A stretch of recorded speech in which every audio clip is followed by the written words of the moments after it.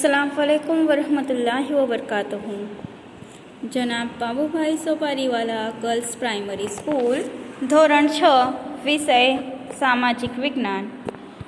વિદ્યાર્થી મિત્રો, આજનો આપનો વિષયાંક છે પ્રકરણ 8 ભારત વર્ષની ભવ્યતા। આ અગાઉના તાસમાં આપણે ભારત વર્ષની ભવ્યતા પાઠમાં પ્રાચીન ભારતમાં ખેતીમાં ઓજારો અને સિંચાઈની વ્યવસ્થા વિશે જાણી ગયા છે, તેમજ પ્રાચીન ભારતનો ગ્રામીણ જીવનમાં નગર જીવન વિશે પણ જાણી ગયા છે। હવે આજે આપણે આજના તાસમાં પ્રાચીન ભારતમાં સ્ત્રી અને પુરુષોનો પહેરવેશ અને પ્રાચીન ભારતમાં કલા વિશે જોઈશું। પહેરવેશ। પ્રાચીન સમયમાં પુરુષો અને સ્ત્રીઓ કઈ રીતના કપડાં પહેરતા હતા તે જાણીએ અને તેમને શું કહેતા હતા। તો પુરુષો અને સ્ત્રીઓ સામાન્ય રીતે બે વસ્ત્રો પહેરતા હતા।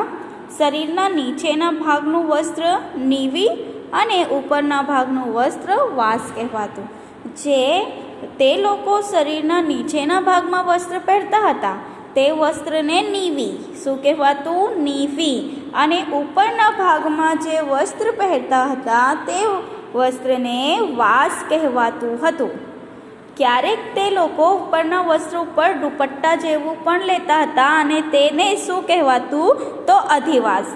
યાદ રાખો કે ઉપર શરીરના નીચેના ભાગમાં જે વસ્ત્ર પહેરે છે તેને નીવી, ઉપરના ભાગમાં જે વસ્ત્ર પહેરે છે તેને વાસ, અને ક્યારેક તે લોકો દુપટ્ટા જેવું પણ લેતા હતા અને તેને કહેવાતું હતું અધિવાસ।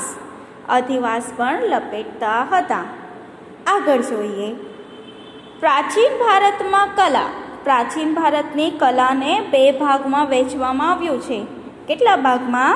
તો બે ભાગમાં। કોણે વહેંચ્યું છે? ઇતિહાસવિદોએ, ઇતિહાસકારોએ તેમને બે ભાગમાં વહેંચ્યા છે। પહેલું છે લલિત કલા અને બીજું છે નિદર્શન કલા। લલિત કલા અને નિદર્શન કલા આમ બે ભાગમાં પ્રાચીન ભારતની કલાને વહેંચવામાં આવ્યું છે। લલિત કલામાં શેનો સમાવેશ થાય છે તે જોઈએ। લલિત કલામાં ચિત્ર, સાહિત્ય, સ્થાપત્ય, સંગીત અને માટીકલા વગેરેનો સમાવેશ લલિત કલામાં થાય છે। લલિત કલામાં શેનો સમાવેશ થાય છે? તો ચિત્ર, સાહિત્ય, સ્થાપત્ય, સંગીત અને માટીકલાનો સમાવેશ લલિત કલામાં થાય છે। તેમજ નિદર્શન કલામાં નૃત્ય અને નાટકનો સમાવેશ થાય છે। નૃત્ય અને નાટકનો સમાવેશ નિદર્શન કલામાં થાય છે। તો ચાલીએ આપણે આ બાબતોને વિગતે જોઈશું। લલિત કલા અને નિદર્શન કલાનો વિગત જોઈએ તો સૌથી પહેલાં ભારતમાં સાહિત્યનો વારસો। સાહિત્યનો સમાવેશ કઈ કલામાં થાય છે? તો લલિત કલામાં થાય છે। લલિત કલામાં સાહિત્ય વિશે આપણે જોઈએ। ભારતમાં સાહિત્યનો વારસો। ભારતીય સાહિત્ય ધાર્મિક, ધર્માંતર અને વિદેશી મુસાફરોનો વર્ણનો એમ ત્રણ ભાગમાં વહેંચાયેલું છે। તો ભારતીય સાહિત્ય ધાર્મિક, ધર્માંતર અને વિદેશી મુસાફરોએ જે લખ્યું છે તેવા ત્રણ ભાગમાં વહેંચાયેલું છે। સૌથી પહેલાં આપણે ધાર્મિક સાહિત્ય વિશે જોઈએ। ધાર્મિક સાહિત્ય। ભારતના સૌથી પ્રાચીન ધાર્મિક સાહિત્યમાં વેદોનો સમાવેશ થાય છે। ધાર્મિક સાહિત્યમાં કોનો સમાવેશ થાય છે? વેદોનો। અને આપણા વેદો કેટલા છે? 4 છે। આપણે આ પહેલાંના પાઠમાં પણ વેદો વિશે જોઈ ગયા છે। 4 વેદો કયા? તો વેદોની સંખ્યા 4 છે। પહેલી છે ઋગ્વેદ, બીજું યજુર્વેદ, સામવેદ અને અથર્વવેદ। આ 4 વેદ છે। તો આ વેદનો સમાવેશ પ્રાચીન ધાર્મિક સાહિત્યમાં થાય છે। વેદોને સમજાવવા માટે બ્રાહ્મણ ગ્રંથો અને આરણ્યકોની રચના કરવામાં આવી છે। વેદોને સરળતાથી સમજી શકાય તે માટે બ્રાહ્મણ ગ્રંથો અને આરણ્યકોની રચના કરવામાં આવી છે, જેમાં સતપથ બ્રાહ્મણ, ગોપથ બ્રાહ્મણ અને બૃહદારણ્યક સૌથી અગત્યના ગણાવી શકાય. આ 3 બ્રાહ્મણ ગ્રંથો છે. એક છે સતપથ બ્રાહ્મણ, ગોપથ બ્રાહ્મણ અને બૃહદારણ્યક. આ અગત્યના ગણાવી શકાય એ બ્રાહ્મણ ગ્રંથો છે જે વેદોને સમજવા માટે રચવામાં આવ્યા હતા. ચાલો આગળ જોઈએ. આ સિવાય રામાયણ અને મહાભારત એ બંને મહાકાવ્યો પ્રાચીન ભારતીય સમાજ, સંસ્કૃતિ અને ધર્મનો ત્રિવેણી સંગમ છે. બે મહાકાવ્યો છે. પહેલું છે રામાયણ અને બીજું મહાભારત. આ રામાયણ અને મહાભારત ભારતીય સમાજ, સંસ્કૃતિ અને ધર્મનો ત્રિવેણી સંગમ છે. એક મહાભારત અને રામાયણની અંદર ભારતનો સમાજ, ભારતની સંસ્કૃતિ અને ભારતના ધર્મ વિશે જણાવવામાં આવ્યું છે. તો મહાભારતની રચના કોણે કરી? સૌથી પહેલાં તો એ જાણીએ. તો મહાભારતની રચના વેદવ્યાસે કરી છે. વેદવ્યાસે મહાભારતની રચના કરી છે અને જય સંહિતાથી તે ઓળખાતું. મહાભારત પ્રાચીન સમયમાં જય સંહિતા નામે ઓળખાતું હતું. વેદવ્યાસ કોની રચના કરી? મહાભારતની. તો વેદવ્યાસ રચિત મહાભારત પ્રારંભમાં જય સંહિતાથી ઓળખાતું, એટલે કે પહેલાંના સમયમાં મહાભારત જય સંહિતા નામે ઓળખાતું હતું. જે વિકસતું જતાં 1,00,000 શ્લોકોનું મહાભારત થયું. હવે તેનો વિકાસ થયો અને તે જેમ વિકસતું ગયું મહાભારત, તેમ તેમના શ્લોકો વધતા ગયા અને તેમની શ્લોકોની સંખ્યા કેટલી થઈ ગઈ? 1,00,000 જેટલી શ્લોકોની સંખ્યા થઈ છે. તે જ રીતે વાલ્મીકી રચિત રામાયણ ભગવાન શ્રી રામની કથાની સાથે આદર્શ સમાજ જીવન અને નૈતિક ધોરણોનું ચિત્રણ થયેલું છે. બીજું મહાકાવ્ય છે રામાયણ. તો રામાયણની રચના કરી છે વાલ્મીકીએ. અને આ રામાયણમાં શું દર્શાવવામાં આવ્યું છે? તો રામાયણની અંદર ભગવાન શ્રી રામની કથા અને આદર્શ સમાજ જીવન અને નૈતિક ધોરણોનું ચિત્રણ કરવામાં આવ્યું છે. શું છે? તો ભગવાન શ્રી રામની કથા છે અને સાથે સાથે આદર્શ સમાજ જીવન અને જે નૈતિક ધોરણ છે તે નૈતિક ધોરણોનું ચિત્રણ કરવામાં આવ્યું છે. વાલ્મીકી દ્વારા રચિત રામાયણમાં 2 વસ્તુ તમારે યાદ રાખવાની કે મહાભારતની રચના વેદવ્યાસે કરી અને રામાયણની રચના વાલ્મીકીએ કરી. મહાભારતમાં 1,00,000 જેટલા શ્લોકો છે અને તેમાં ભારતની સંસ્કૃતિ, ધર્મ અને સમાજ વિશે જણાવવામાં આવ્યું છે. સાથે સાથે રામાયણમાં શું છે? તો શ્રી રામની કથા અને આદર્શ સમાજ જીવન અને નૈતિક ધોરણોનું ચિત્રણ તેમાં કરવામાં આવ્યું છે. આગળ જોઈએ. 108 જેટલા ઉપનિષદો ભારતીય ચિંતનના મહામૂળ ગ્રંથો છે. ઉપનિષદો કેટલા છે?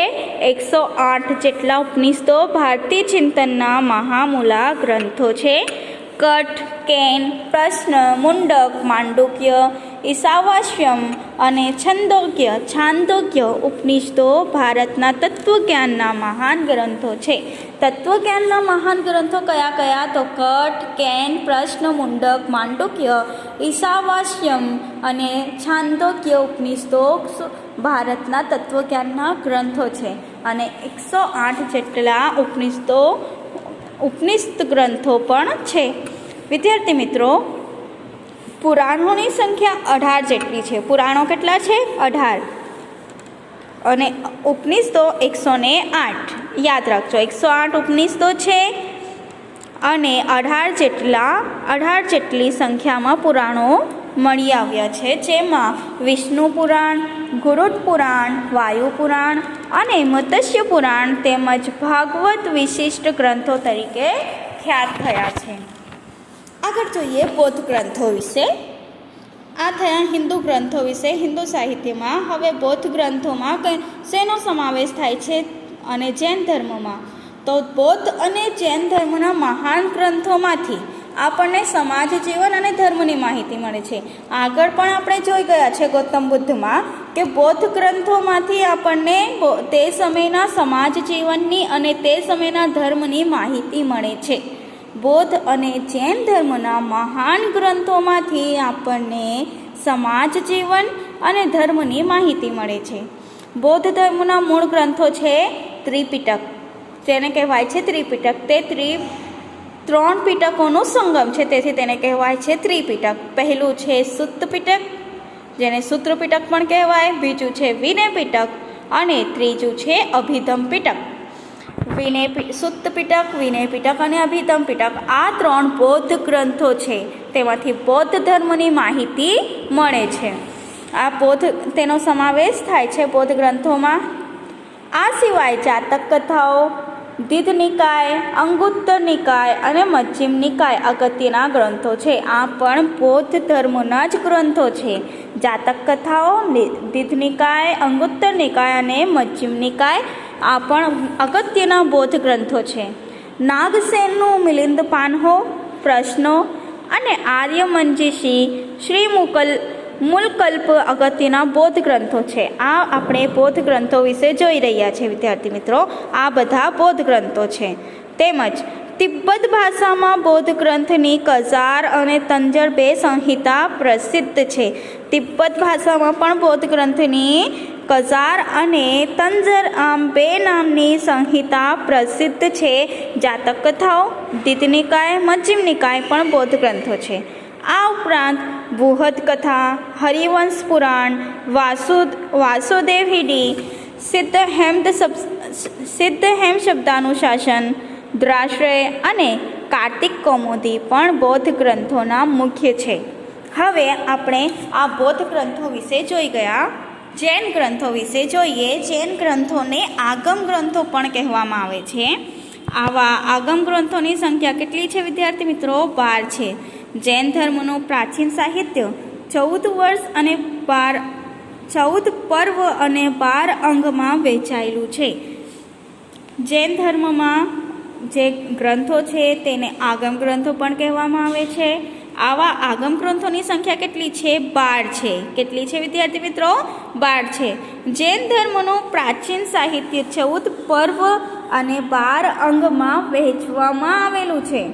મુખ્ય ગ્રંથોમાં આગમો, આચાર અંગ અને વૈતાલિક દશાવૈતાલિક સૂત્ર અગત્યના છે. વિદ્યાર્થી મિત્રો, આપણે ગ્રંથો વિશે, બૌદ્ધ ગ્રંથો અને જૈન ગ્રંથો વિશે જોઈ ગયા. હવે આગળના તાસમાં આપણે ધર્માંતર સાહિત્ય વિશે જોઈશું. ભારતમાં સાહિત્યનો વારસોમાં આપણે ધાર્મિક સાહિત્યમાં હિન્દુ ભારતમાં જે પ્રાચીન સમયથી જે વેદો છે તે વિશે, તેમજ બૌદ્ધ ગ્રંથો અને જૈન ગ્રંથો વિશે જોઈ ગયા છે. હવે આગળ આપણે ધર્માંતર વિશે જોવાનું છે. અલ્લાહ હાફિઝ.